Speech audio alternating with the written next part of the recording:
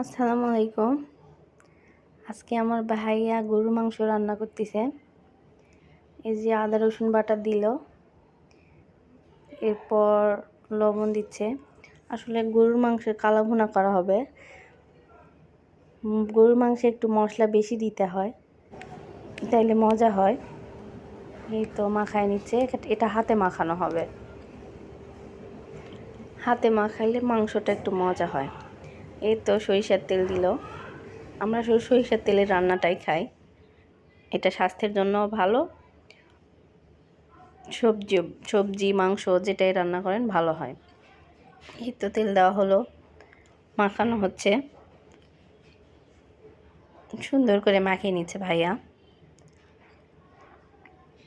আসলে আজকে আমরা মনে করছিলাম অন্য কিছু রান্না করব, কিন্তু রান্না দেখা যাচ্ছে মাংসই বলতিছে, সবাই বলতিছে যে আজকে কালা ভুনা খাও।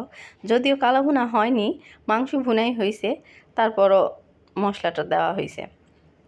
এই তো চুলায় বসে দেওয়া হলো, এরপর সব দিয়ে ঢাকনা লাগাই দিয়ে এই তো ভালো করে কষায় নেওয়া হচ্ছে। সুন্দর করে কষানোর পর মাংসটা টেস্টি হয়। এই তো কয়েকবার ঢাকনা খুলে ভাইয়া কয়েকবার নাড়াচাড়া করছে, রান্নাটা খুব সুন্দর হয়েছিল। এর মধ্যে কয়েকবার দেখা হয়েছে, ভাইয়া দেখছিল। এই তো রান্না অলমোস্ট শেষ আমাদের। এই তো ফাইনাল লুক দেখে নিন।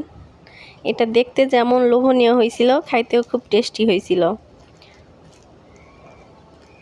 সুন্দর করে নাড়াচাড়া দিচ্ছে ভাইয়া। শেষে আর কি, এটা রান্না হয়ে গেছে, তেল উপরে চলে আসছে। এই তো ঢাকনা দিয়ে ঢেকে দিল। এখন আমাদের খাওয়া হবে। আল্লাহ হাফেজ সবাইকে, আসসালামু আলাইকুম।